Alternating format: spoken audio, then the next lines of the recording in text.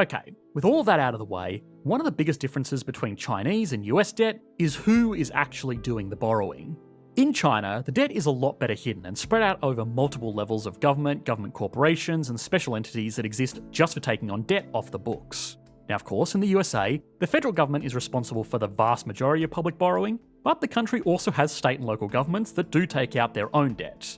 The difference is that in the USA, all of this regional government debt collectively equates to about 12% of GDP, which means, including federal debt, the country has a government debt to GDP ratio of about 132%. Not great, not terrible, again considering the US dollar's status as a global reserve. Now in China, provincial governments have a lot more capacity and much more of an incentive to take on debt to fund big projects. Again, reliable figures are a little bit harder to pin down since the country does not have the same public reporting standards, but conservatively, the debt owned by provincial and local governments in China amounted to at least $12.6 trillion in 2023.